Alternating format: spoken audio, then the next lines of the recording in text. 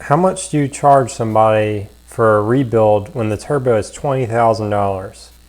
Well, in this video, I'm going to give you some good pointers so you don't charge too little and you don't charge too much and be so greedy.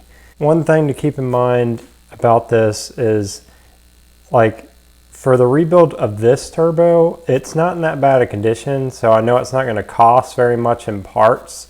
It's basically about $10 in parts that need to be replaced in this turbo, but you also have to consider labor. Ferrari does not offer core exchanges, so you have to buy a new turbo for $20,000, and that may be plus tax in addition to that. When they're getting me to repair the turbo, I think it's only fair that I don't charge them the price of an entire turbo or close to that, because it's not like I had to have the turbine housings remade or the turbine shaft or compressor wheel remade. But I do have to keep in mind is if those parts do need replacement, then I do need wiggle room to be able to have money to replace those parts. A couple examples. For the Bugatti turbo that I wanted to do, it was going to be $30,000 just for me to get the bearing cages to be able to rebuild the turbo for that car. The car has 4 of those turbos on it, and so it basically uses 2 cages per turbo, so 8 cages. The problem I ran into wasn't necessarily that the cages were expensive, it was the fact that I would have to buy about 1,000 of them to get them at all. Mainly, I didn't want to have to buy so many was the problem, but I ran out of time and we didn't get to do that build. So that was like about $1 million car that I don't know, I guess it's basically worthless because you can't get the turbo for that car anymore. For the Ferrari, you have to, like, I consider the fact is, I think I should charge something more close to what a normal rebuild should be if it just needs a normal rebuild. Because if I charge like $15,000 to do a rebuild on a turbo that's $20,000 new, and this turbo didn't need extra parts like the shaft or compressor wheel, and then the next time it did need those, then how do you price that out?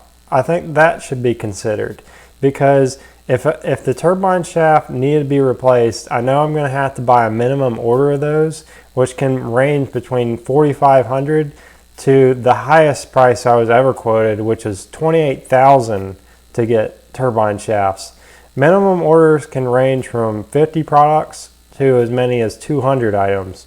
It just depends on what has to be done, because if the turbine wheel casting is not available, then it will have to be developed, and there's a development fee involved with that. So in some cases, like, I had to, or wanted to develop some products that I thought would do very well, and the development fee I had to pay was like $3,600 in one product that I bought. For another product that I didn't end up investing in, the development fee would have been $15,000. But in addition to that, I would have also had to pay for the product. That doesn't include buying it. If I charge too little for the rebuild, I definitely won't have enough money if it needs a more serious repair and needs those additional parts. But also, if I charge so much and be so greedy, then it looks like the next time if the turbo needed additional parts, then how would you price that? Add that into the price, because it would just make the price above what it would cost to get a new one, so it wouldn't be worth it. So those are things that are really important to consider.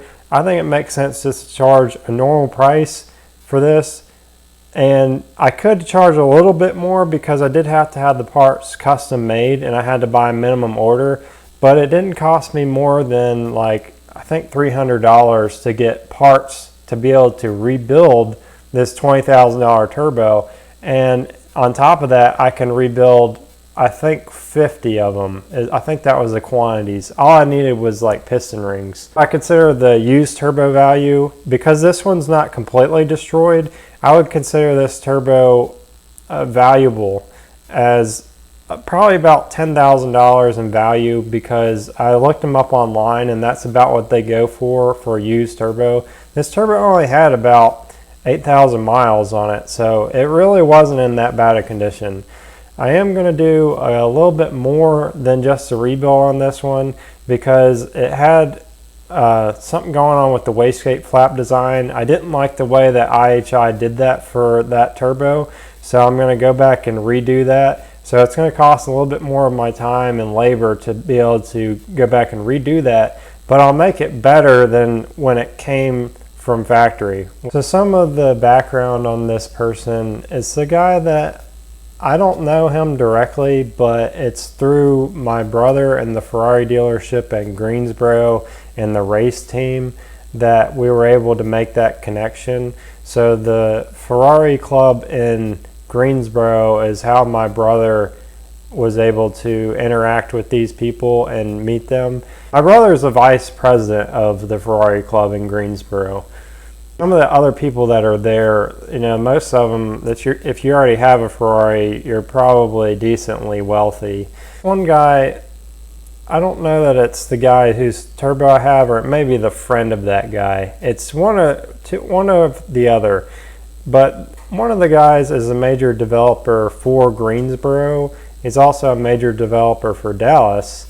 And my brother was telling me he makes about $1 million per day. He's a multi-billionaire. I think he was worth between $4 to $5 billion. I don't think it's right to necessarily charge him an astronomical price.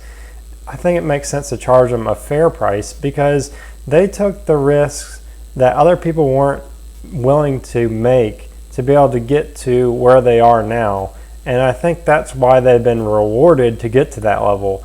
Some people, I just think they're so unbelievably greedy when they come across these types of people, but I think it makes sense that to just be happy to be able to make those connections and make the stories. And like for me, I can use that as content to make good stories to present on my channel, and I'll still make money from that.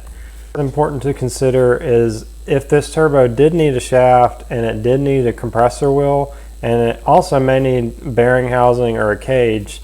So at that point, I need to make the decision, like, do I try and fix this turbo, and like how much is it going to cost in parts? I might have to like make some kind of deal with this person, because if, say he races these Ferraris, so if he planned on having to have these turbos replaced very frequently, then it's important that I at least offer the opportunity to be able to get replacement parts for these to do more rebuilds in the future. Because if he's replacing 2 turbos every race season, and that's $40,000, and I can get the parts to rebuild them for $20,000 or even $50 or $60, then it may be worth it for him to be able to pay me to be able to get those parts so that we could save him money long term. And he also knows other people within the race teams that also have the same car. So in that case, if we could save the entire Ferrari race team's money, then it's going to make more sense for them to spend that kind of money, even though I have to bill them a very large amount for being able to replace these other parts that are very expensive.